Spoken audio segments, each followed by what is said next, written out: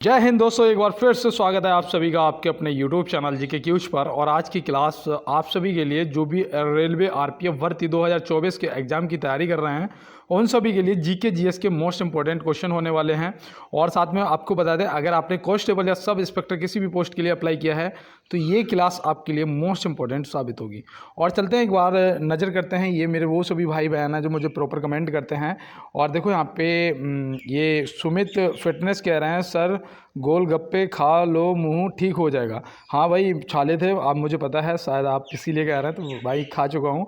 और देखो VK blog कह रहे हैं वेरी नाइस क्लास सर, तो भैया आपको बहुत बहुत धन्यवाद। रोहित राज सर पीडीएफ कैसे मिलेगी? भाई आपको सभी को मैंने बताया, आप कमेंट बॉक्स में टाइप कर दिया करो पीडीएफ के लिए। और अगर देख लिया करो किसी ने कमेंट किया है पीडीएफ के लिए तो उसके रिप्लाई में मैंने टेलीग्राम का लिंक शेयर किया होगा और आप वहाँ से भी कर सकते हैं। और देखो तुषी चौहान ये मुझे कई बार बोल चुकी हैं कि आप मेरा नाम नहीं लेते हो, तो मैंने आपका नाम ले लिया है। और देखो यहाँ पे सोहेल खान कह रहे हैं, सर पीडीएफ कब तक भेज दोगे? तो पीडीएफ देखो, मैं नेक्स्ट क्लास जब तक होगी ना तब तक पीडीएफ आपको मिल जाएगी। और सपना अवस्थी जय भीम जय भीम जय भारत बेटा। और चलते हैं अपने क्लास में। और ये वो बच्चे बच रहे हैं जो मुझे प्रॉपर कमेंट करते हैं। यहाँ पे देखो जीनियस बॉय, ये जीनियस बॉय तो मुझे कई बार कमेंट कर चुके हैं और मुझे इनका नाम तक याद हो गया है। और देखो अब चलते हैं अपने प्रश्नों की तरफ और देखते हैं आज हमारे लिए पहला प्रश्न क्या है। देखो यहाँ पे दिया गया है कि किस राज्य के मुख्यमंत्री ने ग्रामीण आवास न्याय योजना शुरू की है? किस राज्य के मुख्यमंत्री ने ग्रामीण आवास न्याय योजना शुरू की है? देखो ये आपके करंट के क्वेश्चन हैं, आपसे पेपर के अंदर पूछे जाएंगे, तो यहाँ पे याद रखना छत्तीसगढ़, ऑप्शन सी हो जाएगा आपका बिल्कुल सही जवाब। और इसमें पता है कितने, मतलब जो घर बनाने के लिए पैसे मिलते हैं ना, मकान बनाने के लिए, तो कितने मिलते हैं? 1,30,000 रुपये। कितना मिलता है? 1,30,000 रुपये। तो ये भी आप याद रखेंगे, ठीक है? तो कोई भी भूल मत जाना, इसमें 1,30,000 रुपये मिलता है और साथ में ये छत्तीसगढ़ सरकार ने स्टार्ट किया है। तो चलते हैं अपने अगले प्रश्न की तरफ और देखते हैं हमारा अगला क्या है। देखो यहाँ पे दिया गया है काजीरंगा राष्ट्रीय उद्यान कहाँ स्थित है? काजीरंगा राष्ट्रीय उद्यान जो है वो कहाँ पर? देखो नेशनल पार्क जितने भी हैं दोस्त, याद कर लेना, आपसे ज़रूर पूछे जाएंगे। 106 के 106 पूरे याद करके जाना है। और देखो यहाँ पे जो काजीरंगा राष्ट्रीय उद्यान है ना, वो आपका असम में पड़ता है, तो यहाँ पे ऑप्शन सी आपका सही जवाब हो जाएगा। और अगर मैं आपसे पूछता हूँ कि जिम कॉर्बेट नेशनल पार्क कहाँ है, तो आप क्या बताएंगे? तो याद रखना वो आपका यूके मतलब कि उत्तराखंड में पड़ता है, तो वो आपका उत्तराखंड में पड़ता है। और ये पता है सबसे पहला आपका वो था नेशनल पार्क। और इसका जो ये इसकी स्थापना है ना, वो भी याद रखना 1936 में हुई थी। कब हुई थी? 1936 में हुई थी। और देखो गुजरात में आपका गिर नेशनल पार्क है, जो कि ज़्यादातर पूछा जाता है, एशियाई शेरों के लिए जाना जाता है, तो ये भी आप याद रखेंगे। और चलते हैं दोस्तों अपने अगले प्रश्न की तरफ। रिहंद बांध कौन से राज्य में स्थित है? रिहंद बांध जो है ये किस राज्य में स्थित है, यहाँ पे ये पूछा जा रहा है। तो मैं उम्मीद करता हूँ आपने जवाब कर दिया होगा, क्योंकि ये आपके उत्तर प्रदेश में स्थित है। ऑप्शन बी यहाँ पे आपका बिल्कुल सही जवाब हो जाएगा। तो चलते हैं फिर अपने अगले प्रश्न की तरफ और देखते हैं हमारा अगला क्या है। तो यहाँ पे पूछा गया है प्रोटीन में कितने अमीनो एसिड पाए जाते हैं? प्रोटीन में कितने अमीनो एसिड पाए जाते हैं? तो ये देखो इंपॉर्टेंट है आपके लिए, और इसका आप याद रखना, ये प्रश्न पूछा भी जा चुका है आरआरबी में, तो इसलिए हो सकता है कि आपसे पूछ लिया जाए, तो आप याद रखना 20 होते हैं। ऑप्शन बी यहाँ पे क्या हो जाएगा? हमारा बिल्कुल सही जवाब हो जाएगा। तो चलते हैं फिर अपने अगले प्रश्न की तरफ और देखते हैं हमारा अगला क्या है। देखो यहाँ पे दिया है टिग्रिस नदी किस देश में बहती है? टिग्रिस नदी किस देश में बहती है? तो इनमें से देखो भारत, ऑस्ट्रेलिया, इराक। तो यहाँ पे आपका जो सही जवाब है वो होना चाहिए इराक, जो कि ऑप्शन सी में दिया गया है। तो ये आप याद रखेंगे दोस्त। और पेपर में देखो नदियों के किनारे स्थित शहर और देश आपसे हो सकता है कि पूछ लिया जाए।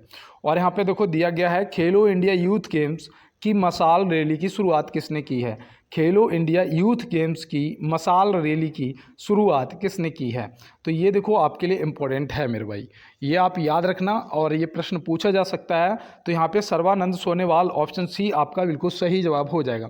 और मैं आपको बता दूँ ये असम के सीएम हैं, ठीक है? असम के सीएम हैं सर्बानंद सोनोवाल, इन्होंने स्टार्ट किया था, तो ये भी आप याद रखेंगे। और ज्योति रात्रे, मैंने आपको कई बार बताया है कि एवरेस्ट फतेह करने वाली सबसे उम्र दराज भारतीय महिला हैं, जिनकी उम्र 55 वर्ष की उम्र में इन्होंने एवरेस्ट फतेह कर दिया। और हम 25 की उम्र में या 18 की उम्र में ये सोच रहे हैं कि एक पेपर कैसे निकलेगा, है ना? तो देखो दोस्त, सीखो कुछ कि दशरथ माझी ने किस उम्र में एक छेनी हथौड़े से 35 किलोमीटर का पहाड़ तोड़ दिया था, है ना। तो ये लगन होनी चाहिए, जहाँ लगन होती है वहाँ राह होती है और वहाँ मंजिल भी मिलती है। देखो यहाँ पे दिया गया है कि ऑस्कर पुरस्कार जीतने वाले पहले भारतीय संगीत निर्देशक हैं। ऑस्कर पुरस्कार जीतने वाले पहले भारतीय संगीत निर्देशक हैं। तो ये देखो, ये प्रश्न आपके लिए इंपॉर्टेंट बन जाता है, क्योंकि पहली चीज़ तो याद रखना वो AR रहमान है। और इन्हें किस सॉन्ग के लिए मिला था, मतलब जो गाना है वो कौन सा था जिसके लिए इन्हें ऑस्कर पुरस्कार मिला था, वो याद रखना। वो है, बहुत सुना होगा आप लोगों ने, जय हो। जय हो सुना है ना, आजा आजा जिंद सानी आने की गली आजा, ऐसे करके जय हो। तो ये याद रखना, उसके लिए दिया गया है। और चलते हैं दोस्तों अपने अगले प्रश्न की तरफ। उत्तर मध्य रेलवे का मुख्यालय कहाँ स्थित है? उत्तर मध्य रेलवे का मुख्यालय कहाँ स्थित है? तो देखो, रेलवे से संबंधित मुख्यालय आपसे पूछे जाएंगे। जो मुख्य मुख्यालय है वो तो नई दिल्ली है ही, लेकिन कितने जोन हैं रेलवे के, कितने जोन हैं बताओ? 18, 19 या फिर 17? ठीक है, आप कमेंट बॉक्स में बताइएगा। अब यहाँ पे उत्तर मध्य रेलवे का मुख्यालय पूछा गया है, तो आप क्या बताएंगे? क्योंकि देखो, जोन मैं आपको पहले बता चुका हूँ। ठीक है, अगर आपने पहली क्लास नहीं देखी है तो देख लो, रेलवे से संबंधित भी क्वेश्चन मिलेंगे, करंट अफेयर के भी क्वेश्चन मिलेंगे, हिस्ट्री के भी, जियोग्राफी और साइंस, हर जगह से आपको क्वेश्चन मिलेंगे। और देखो यहाँ पे इस प्रश्न का जो जवाब है वो आप बताएंगे इलाहाबाद, जिसे आप क्या बोलते हैं? आप बोलते हैं प्रयागराज। प्रयागराज बोलते हैं ना इलाहाबाद को। तो याद रखना, इलाहाबाद को उत्तर मध्य रेलवे का मुख्यालय स्थित है। तो ये आपको याद रहेगा ना, पूर्वीय तट रेलवे मुख्यालय। पूर्वी तट रेलवे मुख्यालय, तो पूर्वी तट रेलवे मुख्यालय जो है आपका, वो कहाँ है बताओ? पूर्वी तट रेलवे मुख्यालय आपका, देखो जब तट की बात हो गई तो इनमें से हमें दिख रहा है कि भुवनेश्वर जो है ये समुद्र के किनारे, मतलब उड़ीसा में पड़ता है ना, उड़ीसा में। तो याद रखना, उड़ीसा मतलब भुवनेश्वर। तो यहाँ पे पूर्वी तट जो का रेलवे का मुख्यालय है वो भुवनेश्वर हो जाएगा। और दक्षिण पूर्वी रेलवे का हुबली हो जाएगा आपका, जहाँ पर सबसे लंबा प्लेटफॉर्म भी है, ये भी आपको पता होगा। ठीक है, तो ये आप याद रखना। और मुख्य आपका दिल्ली है ही। तो यहाँ से देखो कितने प्रश्न आपके मैं कंप्लीट करवाता हुआ चल रहा हूँ, और इसीलिए कहते हैं कि आप सभी जुड़े रहिएगा और बढ़िया से तैयारी करिएगा। और देखो यहाँ पे दिया है कि कोल डैम परियोजना किस नदी पर स्थित है? कोल डैम परियोजना किस नदी पर स्थित है? तो नदियों पर स्थित परियोजनाएं भी आपसे पूछी जाएंगी। तो यहाँ पे आप बताओ, कोल डैम परियोजना जो है वो किस नदी पर है? तो आप तुरंत बताएंगे भैया ऑप्शन बी हो जाएगा यहाँ पे सही जवाब, सतलज नदी। सतलज नदी। और ये पता कहाँ पे पड़ता है? HP मतलब कि हिमाचल प्रदेश। तो हिमाचल प्रदेश आप याद रखेंगे ना। और देखो, शारदा परियोजना पूछी जाती है, शारदा परियोजना। तो शारदा परियोजना जो है वो शारदा नदी पर स्थित है। ठीक है, शारदा पे, और कहाँ पर? उत्तर प्रदेश में। तो ये भी आप याद रखना। ठीक है, शारदा परियोजना पूछेगा तो शारदा नदी मतलब उत्तर प्रदेश। और देखो आपसे सतलज परियोजना पूछी जाती है, सतलज परियोजना, तो वो आपकी चिनाव नदी पर पड़ती है। कहाँ पर? चिनाव नदी पर पड़ती है सतलज परियोजना। और ये कहाँ पर? जम्मू कश्मीर में है। ठीक है, तो ये भी आप याद रखेंगे। अब यहाँ से आपको जो भी मैंने बताया है आप नोट कर लेना, क्योंकि देखो दोस्त, परियोजनाओं से संबंधित प्रश्न भी पूछे जाते हैं। देखो यहाँ पे दिया गया है, पश्चिमी भारत में संस्कृति पुनर्जागरण का अग्रदूत किसे कहा जाता है? पश्चिमी भारत में संस्कृति पुनर्जागरण का अग्रदूत किसे कहा जाता है? तो आप देखो यहाँ पे प्रश्न सही, देखो भारतीय पुनर्जागरण का अग्रदूत भी पूछा जाता है और पश्चिमी भारत में संस्कृति पुनर्जागरण का भी अग्रदूत पूछा जाता है। तो कल की क्लास में मैंने भारतीय पुनर्जागरण की बात करी थी, और आज पश्चिमी भारत में संस्कृति पुनर्जागरण की बात कर रहा हूँ, क्योंकि ये प्रश्न आपके SI के पेपर में पूछा गया था। तो यहाँ पे आप क्या बताएंगे? तो यहाँ पे याद रखना, MG Rana De. MG Rana De, option B आपका बिल्कुल सही जवाब हो जाएगा। और भारतीय जागरण के कौन है? राजा राम मोहन राय जी हैं क्या? आप कमेंट बॉक्स में बताइएगा। और देखो यहाँ पे दिया गया है, एनी बेसेंट भारतीय राष्ट्रीय कांग्रेस की अध्यक्ष कब बनी? एनी बेसेंट भारतीय राष्ट्रीय कांग्रेस की अध्यक्ष कब बनी? अब ये देखो, ये भी आपके लिए इंपॉर्टेंट है भाई, कभी भी पूछा जा सकता है। 1885 में स्थापना हुई थी। और सॉरी, अब यहाँ पे आपको बताना है कि कांग्रेस की अध्यक्ष कब बनी थी? एनी बेसेंट जी। तो आप यहाँ पे क्या बताएंगे? याद रखना, 1917 में बनी थी। कब बनी थी? 1917 में। और देखो यहाँ पे 1915 दे रखा है, तो याद रखना 9 जनवरी 1915 क्या भारतीय प्रवासी दिवस मनाया जाता है? देखो, दक्षिण अफ्रीका से गांधी जी वापस भारत आए थे इस डेट को, 9 जनवरी 1915 को। 9 जनवरी, हाँ शायद 9 जनवरी है या 9 फरवरी है, 9 जनवरी है शायद। ठीक है, और देखो 1917 मैंने बता दिया। 1919 में क्या हुआ था? तो 13 अप्रैल 13 अप्रैल 1919 में जलियांवाला बाग हत्याकांड हुआ था। और 1920 में क्या हुआ था, असहयोग आंदोलन स्टार्ट हुआ था और 1922 तक चला था, 1922 तक चला था। और ये भारतीय प्रवासी दिवस आप मुझे कमेंट बॉक्स में एक बार जरूर कंफर्म कराएंगे, ठीक है। अगर आपको पता है तो बताइए, और नहीं पता है तो गूगल पे क्रोम पे चेक कर लीजिएगा, ठीक है। और देखो 1922 तक ये असहयोग आंदोलन चला था, फिर चौरी चौरा जो एक्शन हुआ था उस वजह से इसे और रोक दिया गया था, जो चौरी चौरा क्रांति हुई थी, ठीक है। ऐसे आप याद रखना, नया नाम। और देखो यहाँ पे दिया गया है, हाल ही में सीआरपीएफ का शौर्य दिवस कब मनाया गया है और कौन सा मनाया गया है, किस मतलब कौथा मनाया गया है और कब मनाया गया है। तो ये देखो, ये प्रश्न आपसे पूछे जा सकते हैं। तो याद रखना, यहाँ पे सीआरपीएफ का जो शौर्य दिवस है वो मनाया गया है 9 अप्रैल को, जो कि यहाँ पे ऑप्शन सी में दिया गया है। तो ये आपको याद रहेगा ना। और देखो ये 2024 में जो मनाया जाएगा, 2024 में ये 59वां होगा, ठीक है। कितना, 59वां है, ठीक है। होगा क्या, मार्च अप्रैल मई जून चल रही है ना, तो ये अप्रैल तो निकल चुका है, मतलब कह सकते हैं कि 59वां है, ठीक, कह नहीं सकते है, ठीक है। 2024 में ये 59वां मनाया गया। और 1 मई को आपका श्रम दिवस मनाया जाता है। क्या मनाया जाता है, श्रम दिवस मनाया जाता है। 15 जनवरी को आपका परिवार दिवस मनाया जाता है और 1 दिसंबर को एड्स दिवस मनाया जाता है। तो ये देखो सारे दिवस याद रखना, और ऐसे ही देखो मेरे साथ जुड़े रहोगे ना, ऐसे मुंह पे रट जाएंगे कि खटाक से आप बता दोगे। और देखो चलते हैं अपने अगले प्रश्न की तरफ और देखते हैं हमारा अगला क्या है। देखो यहाँ पे दिया गया है, किस गवर्नर जनरल ने भारत की राजधानी कोलकाता से दिल्ली स्थानांतरित करने की घोषणा की थी। तो यहाँ पे देखो, ये पहले तो मैं आपको रोज़ बताता हूँ कि ये कब की गई थी। तो ये की मतलब इसकी घोषणा 1911 में हुई थी और स्थानांतरित ये 1912 में हुई थी। तो ये तो आपको याद रहेगा ना। अब यहाँ पे देखो किसने घोषणा की थी, ये अगर पूछेगा तो हार्डिंग, यहाँ पे याद रखना, लॉर्ड हार्डिंग आपका बिल्कुल सही जवाब हो जाएगा। तो चलते हैं दोस्तों अपने अगले प्रश्न की तरफ और देखते हैं हमारा अगला क्या है। देखो यहाँ पे दिया गया है कि भारतीय राष्ट्रीय कांग्रेस के सबसे अधिक समय तक अध्यक्ष कौन रहे।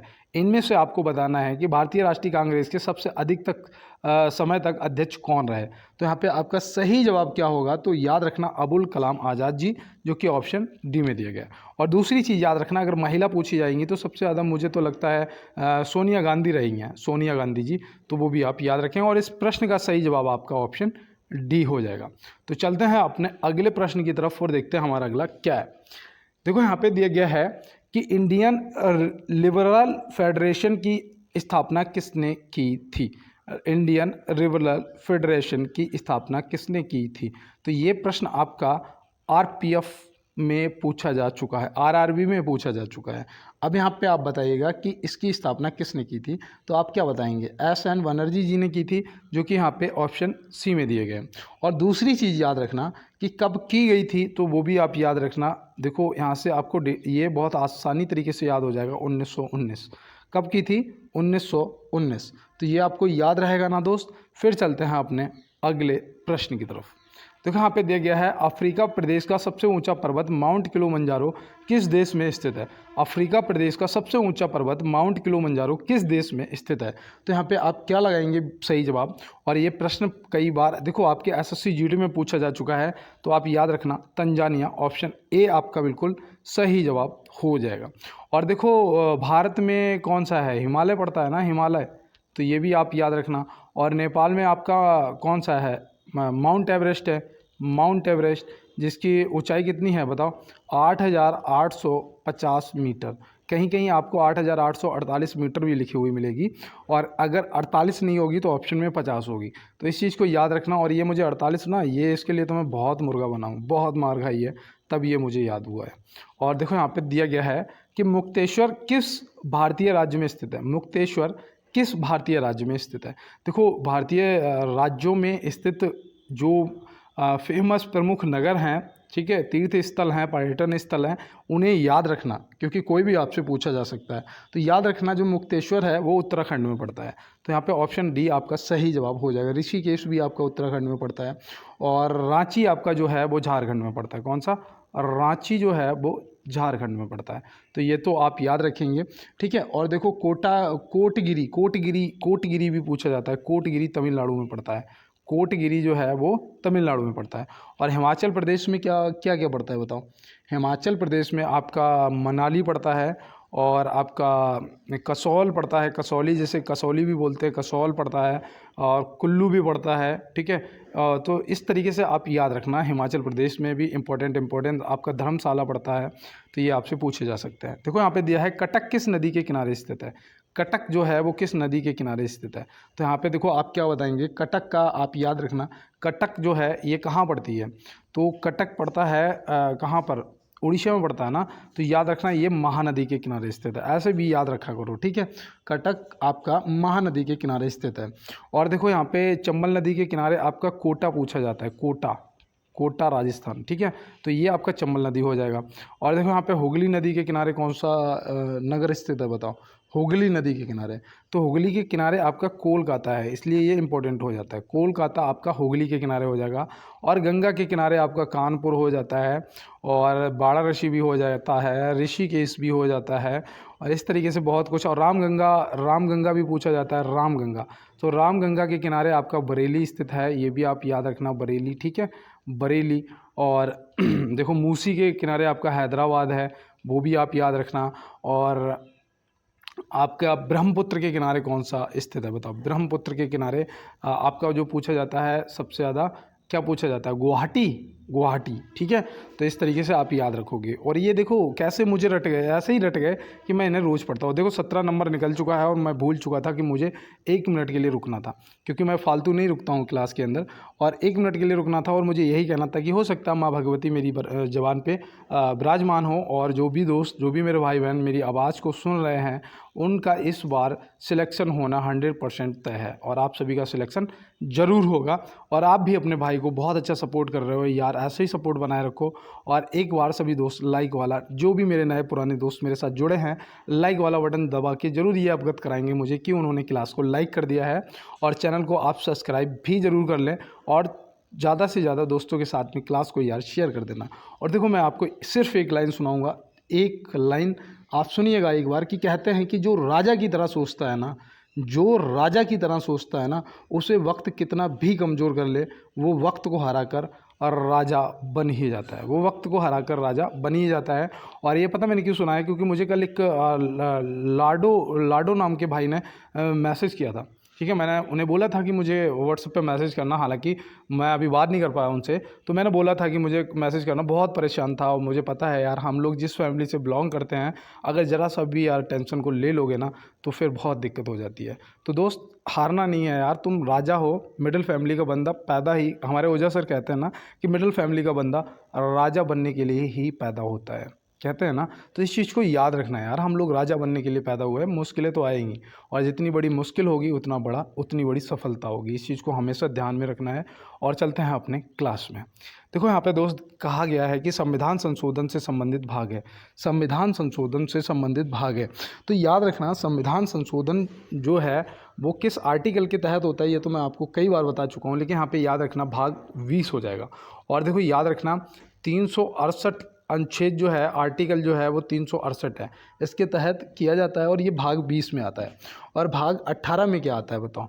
भाग 18 में क्या आता है, ये भी इम्पोर्टेंट है आपके लिए। भाग 18 याद रखना, जो इमरजेंसी आती है ना, राष्ट्रीय आपातकाल 352 में आता है ना, तो 352 से लेके और 360 तक, तो 352 और 356 360 ये आपके इमरजेंसी हैं। तो ये इमरजेंसी जो है वो भाग 18 में आती हैं, तो ये भी आप याद रखेंगे। और यहाँ पे देखो भाग 17 भी मैंने आपको अभी 2 दिन पहले ही बताया था कि जो राष्ट्रीय भाषा है ना, राज्य भाषा, तो राजभाषा से संबंधित है, क्या भाग 17 आपका। और देखो ये कौन से आर्टिकल में मिलता है, तो ये भी आप याद रखना। आर्टिकल आपका 343 से 351 तक मिलता है ना, 343 से 351 तक, तो यहाँ पे 300 कर दूँ, 343 से 351 तक। और भाग 1 में क्या दिया गया है, तो भाग 1 में बताया गया है कि जो भारत है वो राज्यों का संघ है, और उसके अधिकार क्षेत्र और नाम परिवर्तन करने की जो शक्तियाँ वगैरह ये सब दिया गया है। ठीक है, और यहाँ पे देखो दिया गया है फिट इंडिया मूवमेंट की शुरुआत किसने की थी। फिट इंडिया मूवमेंट की जो शुरुआत है वो किसने की थी, तो ये आपके लिए इम्पोर्टेंट क्वेश्चन बन जाता है।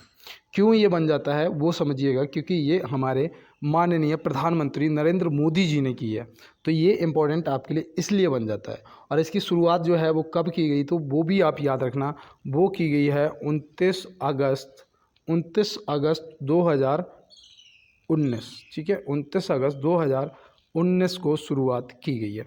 तो ये भी आप याद रखेंगे और सही बात है, इंडिया फिट रहेगा, इंडिया मजबूत रहेगा। तो ये आप याद रखेंगे। और यहाँ पे देखो दिया गया है, संस्कृति और शिक्षा संबंधित अधिकार किस अनुच्छेद में है। संस्कृति और शिक्षा संबंधित जो अधिकार हैं वो किस अनुच्छेद में है। तो मैं यहाँ पे आपको रोज़ अनुच्छेद भी पढ़ाता हूँ और मैं भी पढ़ता हूँ यार, ऐसा नहीं कि मुझे ये सब आते हैं, मैं भी पढ़ता हूँ और आपको भी आपके साथ भी एक्सप्लेन करता हूँ। तो यहाँ पे देखो याद रखना यार, संस्कृति और शिक्षा संबंधित जो अधिकार हैं वो हमारे अनुच्छेद 29 और 30 में है। तो यहाँ पे ऑप्शन डी हमारा सही जवाब हो जाएगा। और 25 से 28 याद रखना, ये धर्म से संबंधित है। धर्म की स्वतंत्रता एवं धर्म का प्रचार जो है वो 25 से 28 तक है। और 23 और 24 में क्या दिया गया है, तो 23 और 24 में रोज़ मैं आपको बताता हूँ कि आपका जो दिया गया है शोषण के विरुद्ध अधिकार, शोषण के विरुद्ध अधिकार, क्योंकि देखो 14 साल से कम उम्र के बच्चे कार्य नहीं कर सकते कारखानों में, ये सब दिया गया है ना। और 19 से 22 तक आपकी स्वतंत्रता आ जाती है। देखो बोलने की स्वतंत्रता पत्रकारों को 19 में, 21 और 22 में आपके पर्सनल स्वतंत्रता आ जाती है। जैसे याद रखना कि ये जो 22 है ना, आर्टिकल 22 के अकॉर्डिंग याद रखना कि जो अरविंद केजरीवाल को जब अरेस्ट किया गया और उनका जो आईफोन था उसका जो पासवर्ड था ना, वो उन्होंने खोलने से या बताने से इनकार कर दिया। तो उसे कानूनी अधिकार से तो उसका हनन नहीं कर सकते हो ना, नहीं खोल सकते हो। तो उसके लिए क्या करा गया, जो आईफोन का वो होता है ना हेड ऑफिस, वहाँ पे संपर्क किया गया और उनसे उनका पासवर्ड पूछा गया। तो उन्होंने, कंपनी ने भी पासवर्ड बताने से इनकार कर दिया। क्यों? हालांकि वो खोल सकते थे, लेकिन क्यों कर दिया? क्योंकि भाई ये पर्सनल स्वतंत्रता आपकी आ जाती है और ये कुछ पॉलिसी होती हैं कंपनियों की। अगर सिर्फ आईफोन किस बात का, अगर वो बता देंगे आपको। तो यहाँ पे देखो दिया गया है कि नीति निर्देशक सिद्धांत संविधान के किस भाग में है। नीति निर्देशक सिद्धांत जो है वो संविधान के किस भाग में है, तो आप यहाँ पे क्या बताएंगे? तो याद रखना वो आपका हो जाएगा भाग 4। अब यहाँ पे दोस्त कह रहे होंगे भैया सभी का ऑप्शन डी लगा रहे हैं, तो आप भी ऐसा गलती मत कर देना वरना 4 अंक कट जाएगा। तो याद रखना भाग 4 में है। और ये कहाँ से लिए गए हैं, तो ये भी पूछा जा सकता है कि नीति निर्देशक सिद्धांत जो हैं वो कहाँ से लिए गए हैं, किस देश के संविधान से लिए गए हैं। तो आप क्या बताएंगे? तो याद रखना दोस्त, आयरलैंड, याद रहेगा ना, आयरलैंड के संविधान से लिए गए हैं और भाग 4 में है। और देखो मौलिक अधिकार जो आपके हैं वो भाग 3 में है, ठीक है, भाग 3 में है आपके मौलिक अधिकार। और ये देखो सॉरी, ये कौन से भाग में, भाग 3 में है, कौन से देश से लिए गए हैं? तो याद रखना अमेरिका के संविधान से लिए गए हैं, अमेरिका। याद रहेगा ना दोस्त, आपको भूल मत जाना यार, ठीक है, क्योंकि ये पेपर में यार पूछ लिए जाते हैं। और देखो भाग 1 और भाग 2, भाग 1 तो मैं आपको बता ही चुका हूँ कि राज्य एवं उनके अधिकार क्षेत्र, नाम परिवर्तन करने की शक्तियाँ और ये सब आ जाता है। तो ये तो आपको राज्य से संबंधित है, ये तो आपको पता ही हो गया होगा। और भाग 2 में क्या आता है, ये मैं आपको देखो अभी 2 दिन पहले ही मैंने बताया था कि भाग 2 जो है वो नागरिकता से संबंधित है। भाग 2 जो है वो नागरिकता से संबंधित है। तो ये देखो यहाँ पे आप 4 के 4 याद रखेंगे, राज्य से, और ये आपके नागरिकता से, और ये आपके भाग 3 जो है मौलिक अधिकार, ये आपके अमेरिका से लिए गए, ये भी याद रहेंगे। और भाग 4 नीति निर्देशक सिद्धांत आयरलैंड, तो ये आप याद रखेंगे। और चलते हैं अपने अगले प्रश्न पे। रूसी क्रांति के जनक कौन थे? रूसी क्रांति के जनक कौन थे? तो रूसी क्रांति के जो जनक थे वो थे लेनिन। कौन थे? लेनिन। तो ये भी आप याद रखेंगे। तो चलते हैं फिर अपने अगले प्रश्न की तरफ। सेबी एक है, सेबी एक क्या है?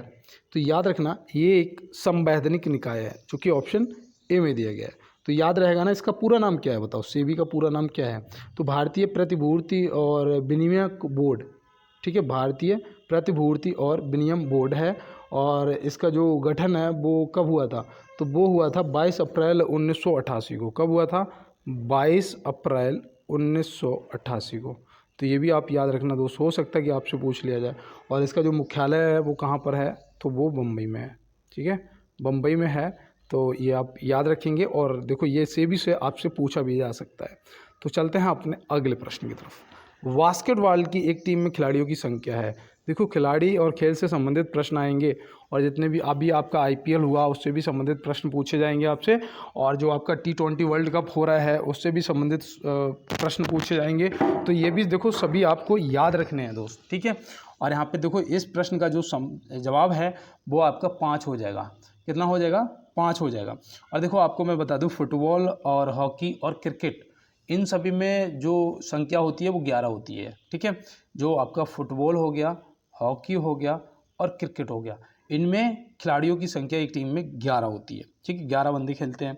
और बेसबॉल में 9 होते हैं, बेसबॉल में 9 होते हैं, तो ये भी आप याद रखना।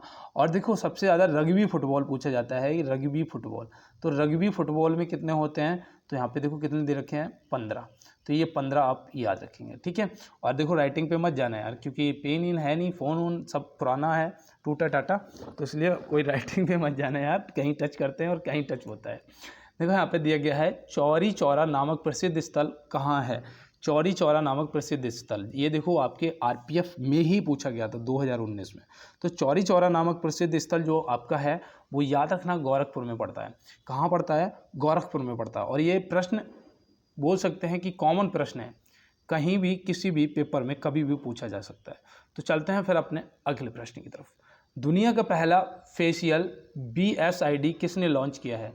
देखो ये क्या है, ये BSID फेशियल क्या है और किसने लॉन्च किया है, और ये इंपॉर्टेंट भैया क्यों है, क्योंकि ये दुनिया का पहला किया है भारत ने।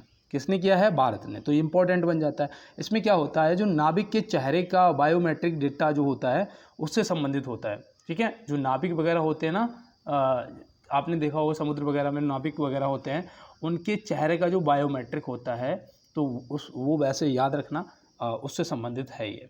और भारत ने स्टार्ट किया है, पहला दुनिया का भारत बना है, तो इसलिए ये इंपॉर्टेंट आपके लिए बन जाता है। और देखो यहाँ पे पूछा गया है इबादत खाने में सभी धर्मों के लोगों के प्रवेश की अनुमति किसने दी थी। ये प्रश्न आपके लिए इंपॉर्टेंट बनेगा दोस्त। और देखो कहते हैं ना कि जैसे कि वो भाई मुझे कल लाडो कह रहा था, हालांकि मैंने अभी बात नहीं कर पाई, मैं भाई आपके लिए समझिएगा, सिर्फ आपके लिए एक स्पेशल लाइन आपसे कहूँगा कि जब ईश्वर चाहता है कि आप कुछ बड़ा करें, जब ईश्वर चाहता है ना कि आप कुछ बड़ा करें, तो सबसे पहले आपको ऐसी परिस्थितियों में डालेगा, सबसे पहले ऐसी परिस्थितियों में डालेगा जहां आपको लगेगा कि आप सब कुछ ख़त्म हो गया, अब कुछ नहीं बचा है, सब कुछ ख़त्म हो गया। और पता है ऐसा मेरे साथ हो चुका है। मेरा 7 बजे पेपर था SSC GD का, और जिस दिन मतलब 7 बजे 22 तारीख को 7 बजे पेपर था, और 22 तारीख को 5 बजे मेरे पापा एक्सपायर हो गए हॉस्पिटल में। मैं सोच रहा था कि यहाँ से कोई बात नहीं, चला जाऊँगा, पेपर दे आऊँगा, ठीक है, चला जाऊँगा। पापा वेंटिलेटर पे थे, मैं सोचता था कि चलो हो सकता है पापा तो सही हो ही जाएंगे, लेकिन 7 बजे पेपर और 5 बजे डॉक्टर मुझे बोल रहा, मैं 5:30 बजे निकलने वाला था कि एम्बुलेंस का इंतजाम कर लो। तो ये होता है दोस्त कि ज़िंदगी में ऐसे ऐसे समय आता है हमारे सामने कि हमें ये लगता है कि सब कुछ ख़त्म हो गया, लेकिन सच ये है कि उसके बाद ही ज़िंदगी स्टार्ट होती है, ठीक है। भगवान देखना चाहता है कि आपको वो जितना देना चाह रहा है कि आप उतने के लायक हैं भी या नहीं।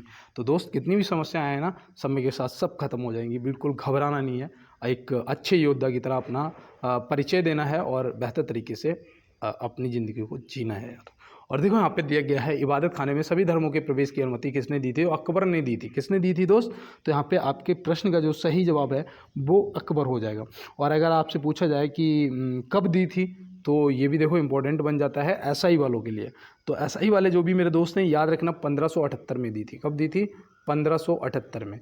अगर मैं आपसे पूछूं कि इबादत खाने की जो स्थापना है वो कब करी थी, तो याद रखना वो 1575 में करी थी। कब करी थी, 75 में। और 78 में क्या किया था, अनुमति दे दी थी। तो ये आप याद रखेंगे ना। और कुतुबुद्दीन ऐबक ने क्या किया था, कुतुब मीनार का निर्माण करवाया था, और जिसका कार्य पूरा बाद में किसने, इल्तुतमिश ने कराया था। तो ये भी आप याद रखेंगे।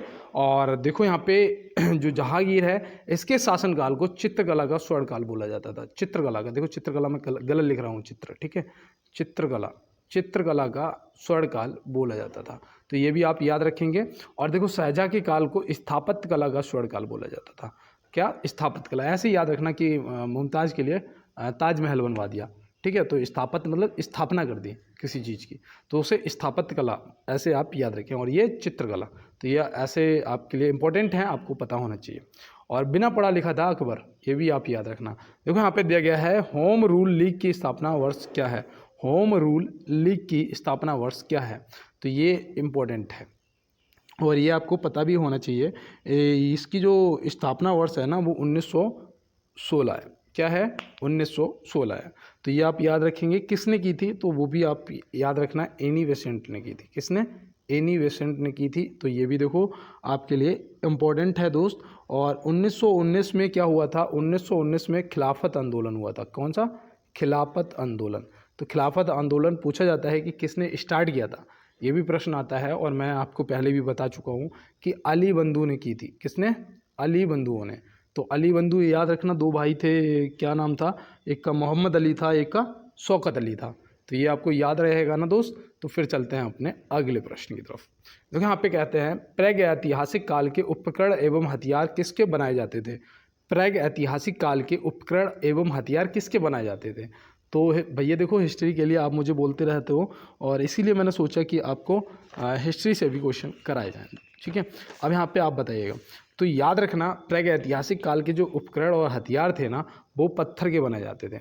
और ये देखो, प्रागैतिहासिक काल किसे कहा जाता है? तो याद रखना कि प्रागैतिहासिक काल जिस काल का कोई लिखित विवरण ना मिले, जिस काल का कोई लिखित विवरण ना हो, उसे प्रागैतिहासिक काल कहा जाता है। तो ये भी आप याद रखेंगे ना दोस्त। और चलते हैं फिर अपने अगले प्रश्न की तरफ। और देखो यहाँ दिया है, दिल्ली चलो का नारा किसने दिया था? दिल्ली चलो का नारा किसने दिया था? तो दिल्ली चलो का नारा किसने दिया था? याद रखना, ये हमारे अपने सुभाष चंद्र बोस जी ने दिया था।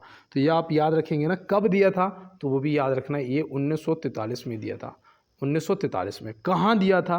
तो ये भी देखो पूछा जा सकता है। तो याद रखना, सिंगापुर से सुप्रीम कमांडर बन के, मतलब जो पद जो था वो धारण करके इन्होंने ये नारा दिया था कि दिल्ली चलो का नारा दिया था। देखो महात्मा गांधी जी ने भी एक नारा दिया था, याद रखना, करो या मरो का नारा।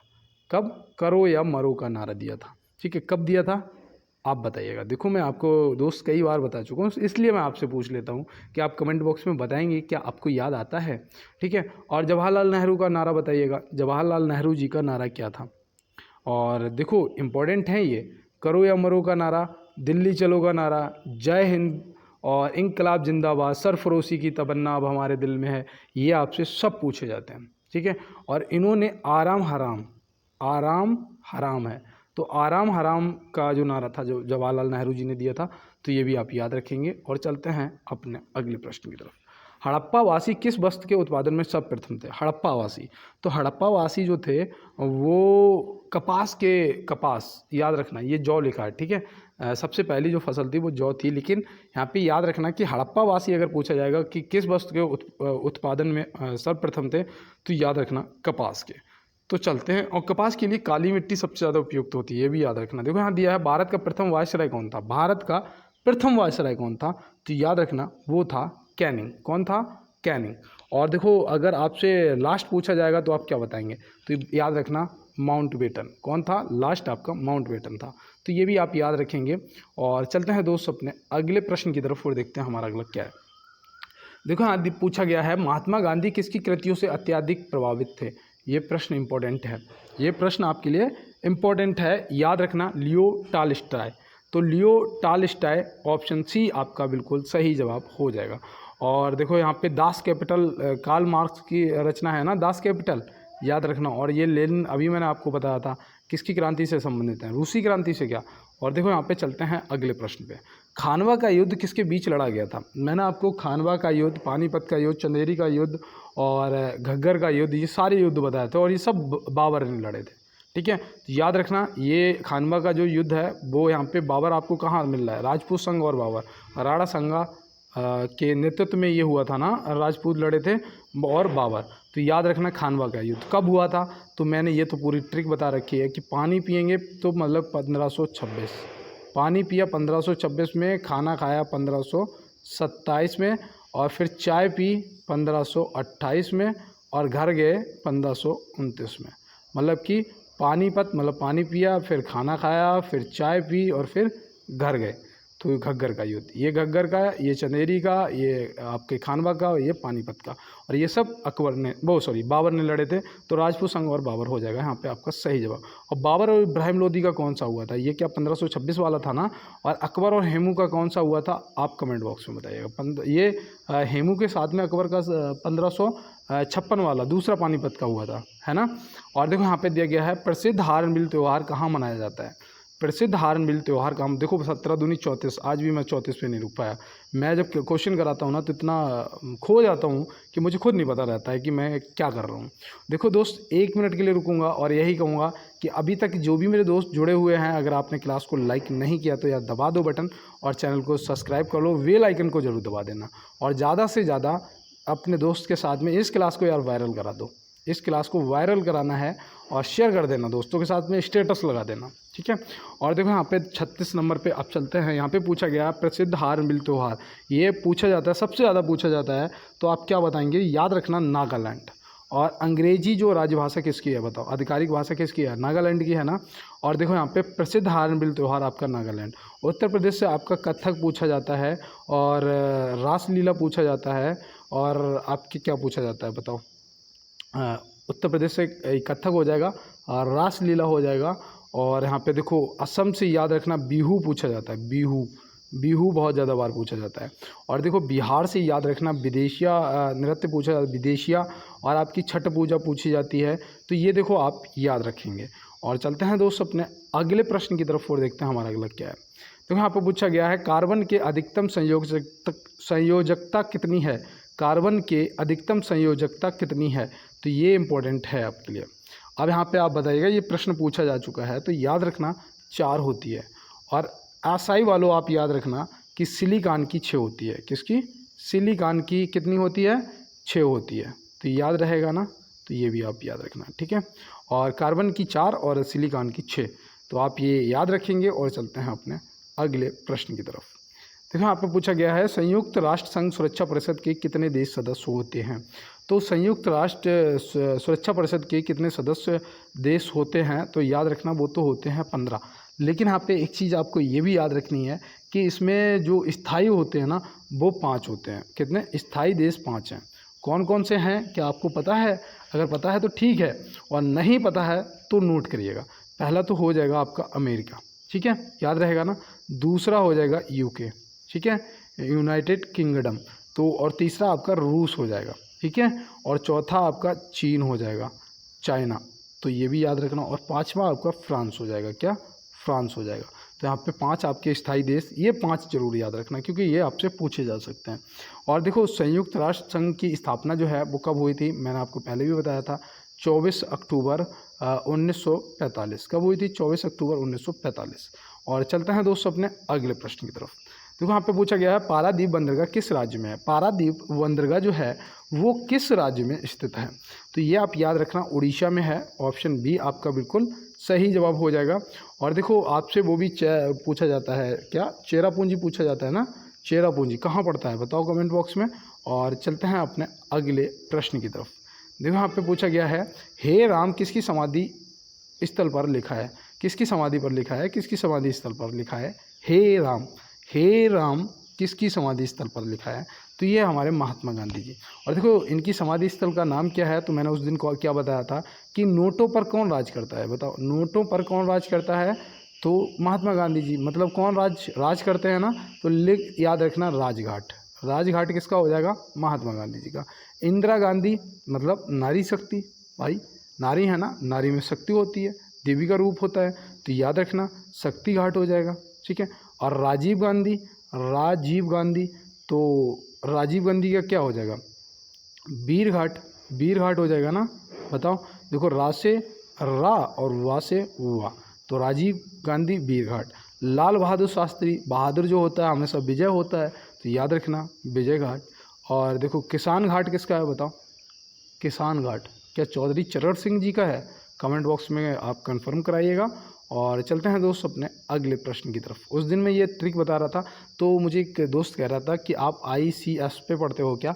हाँ भाई बिल्कुल, मुझे तो जहाँ भी क्लास मिल जाती है मैं वहाँ बैठ जाता हूँ, ठीक है, क्योंकि मुझे पढ़ने से मतलब है।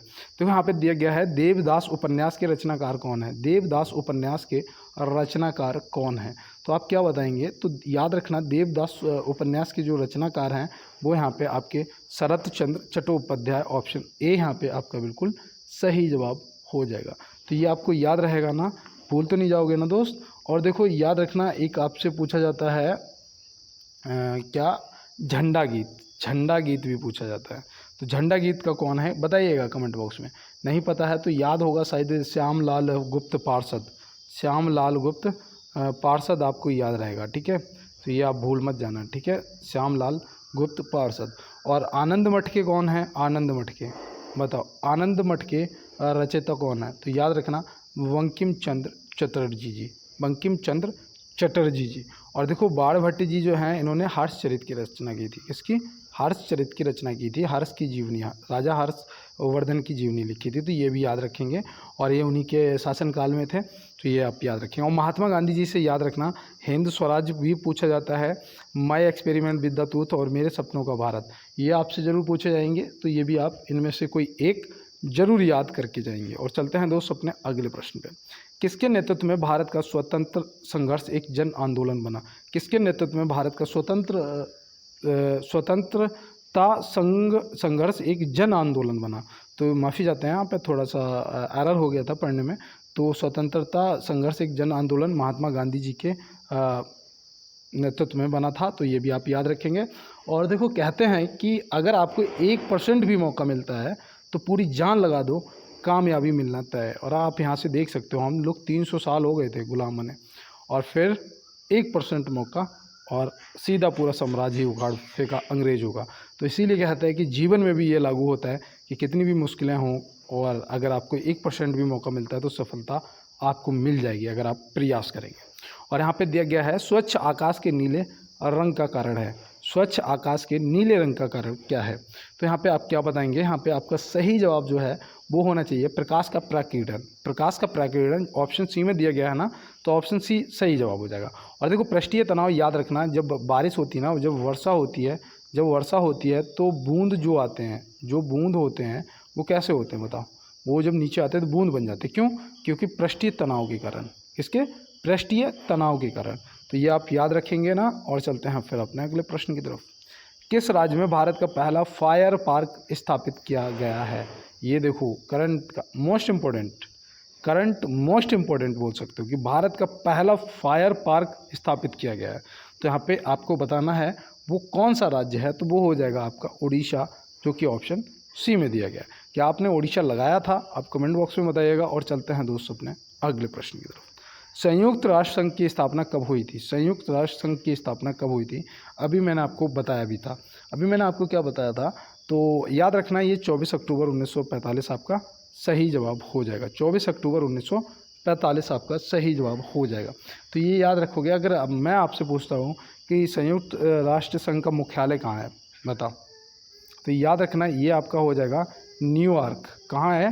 न्यूयॉर्क में पड़ता है। तो ये भी आप याद रखेंगे। और चलते हैं दोस्त अपने अगले प्रश्न की तरफ। देखिए यहाँ पे दिया गया है कि चेचक के टीके की खोज किसने की थी? चेचक के टीके की खोज किसने की थी? तो ये तो मैंने आपको कई बार यार बताया है। क्या हो जाएगा? Edward Jenner. ऑप्शन सी हो जाएगा ना, आपने बिल्कुल सही किया होगा। और विटामिन की फंकन है, विटामिन की खोज फंकन है। और अल्फ्रेड नोबेल, इनके नाम पे ही नोबेल पुरस्कार दिया जाता है। और इन्होंने डायनामाइट का आविष्कार किया था। किसका? डायनामाइट का आविष्कार किया था। तो ये आप याद रखेंगे। और इनके नाम पर नोबेल पुरस्कार भी दिया जाता है। तो यहाँ पे चलते हैं फिर अपने अगले प्रश्न की तरफ। डांडिया कहाँ का प्रसिद्ध नृत्य है? डांडिया जो है वो कहाँ का प्रसिद्ध नृत्य है? तो आप क्या बताएंगे? बताओ। देखो ये इंपॉर्टेंट है, आपसे पूछे जाएंगे, और इसीलिए मैं आपको ज़्यादा से ज़्यादा करवाता हूँ। याद रखना गुजरात हो जाएगा आपका सही जवाब। और बिहार का विदेशिया भी मैंने आपको बताया था, उत्तर प्रदेश का कथक बताया था, केरल का कथकली याद रखना, और महाराष्ट्र का रंगोली याद रखना। ठीक है, ये आपसे पूछे जाएंगे। और देखो भरतनाट्यम बताना, भरतनाट्यम बताना कहाँ का है। ठीक है, कमेंट बॉक्स में बताना कि भरतनाट्यम जो है वो कहाँ का प्रसिद्ध है। तो चलते हैं अपने अगले प्रश्न की तरफ, कहाँ से संबंधित है। और देखो यहाँ पे दिया गया है जिला न्यायाधीश किसके नियंत्रण के अधीन होते हैं?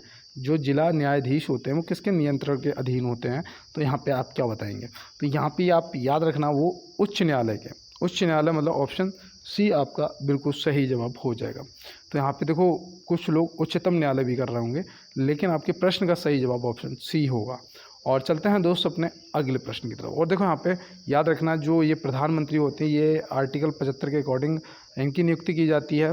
और यहाँ पे याद रखना जो उच्चतम न्यायालय के मुख्य न्यायाधीश होते हैं आर्टिकल 76 के। और देखो राष्ट्रपति जी बताना, राष्ट्रपति की नियुक्ति कौन से आर्टिकल में दी गई है?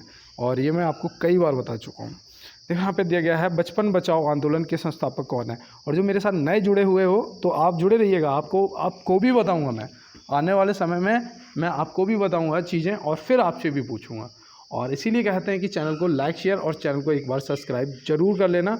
और पीडीएफ के लिए मैंने आपको पहले ही बताया कि कमेंट बॉक्स में टाइप कर देना, और नहीं तो देख लेना कि किसी न किसी ने कमेंट बॉक्स में बोला भी होगा पीडीएफ के लिए, तो उसमें रिप्लाई चेक कर लेना एक बार। उस रिप्लाई में मिल जाएगा, सीधा लिंक मिल जाएगा टेलीग्राम का, टेलीग्राम ज्वाइन करना और पीडीएफ आपको मिल जाएगी। और एक दोस्त मुझसे कल कह रहे थे कि भैया क्लास 40 हैं और पीडीएफ 4 हैं मात्र टेलीग्राम पे। तो भैया अभी 4 दिन से ही मैंने देना भी स्टार्ट किया है, हालांकि मेरे पास अभी भी व्यवस्था नहीं है फ़ोन की, लेकिन मैं कैसे बनाता हूँ मुझे पता है, ठीक है। और इसीलिए यार थोड़ा सा सहयोग बनाए रखो, आने वाले टाइम में आपको क्लास और क्लास के तुरंत 1 घंटे बाद पीडीएफ मिला करेगी, ठीक है, बिल्कुल भी घबराना नहीं है। और देखो यहाँ पे दिया गया है कि बचपन बचाओ आंदोलन जो है उसके संस्थापक कौन थे, तो आप क्या बताएंगे। यहाँ पे सही जवाब आपका कैलाश सत्यार्थी हो जाएगा, जो कि ऑप्शन ए में दिया गया। और देखो इन्होंने ये कब स्टार्ट किया था, तो वो भी याद रखना 1980 में। कब? 1980 में। ये बच्चों से संबंधित था, तो ये भी आप याद रखेंगे। तो चलते हैं फिर अपने अगले प्रश्न की तरफ। पीलिया रोग किस प्रभावित करता है, नहीं यहाँ पे किसे होगा, पीलिया रोग जो है वो किसे प्रभावित करता है। तो पीलिया रोग जो है आप देखना, जो पीलिया हो जाती है तो बंदा पीला पीला सा हो जाता है ना, आँख और उसका चर्बी चमड़ी सब पीला पीला लगने लगता है, देखा होगा आपने। तो याद रखना ये बोल सकते हो यहाँ पे आपका सही जवाब यकृत या लीवर यहाँ पे लगा देना, ऑप्शन ए आपका बिल्कुल सही जवाब हो जाएगा। और देखो दोस्त, इसी के साथ क्लास में आपके 50 क्वेश्चन पूरे होते हैं। और आपके लिए मेरी तरफ से, आपने लाइक शेयर सब्सक्राइब कर दिया होगा, अब मेरी तरफ से आपके लिए एक लाइन है कि रात भर जाग कर पढ़ना शुरू कर दो, रात भर जाग कर पढ़ना शुरू कर दो, क्योंकि किस्मत के सितारे तभी चमकेंगे जब नींद अधूरी रहेगी, ठीक है। अगर नींद पूरी हो रही है तो याद रखना सपना कहीं ना कहीं पीछे छूट रहा है दोस्त। तो हम सपना पूरा करेंगे और सभी साथ में मिलकर करेंगे। और मिलते हैं दोस्त नेक्स्ट क्लास में नेक्स्ट प्रश्नों के साथ में, तब तक के लिए मेरे सभी फ्यूचर फौजियों को मेरा जय हिंद।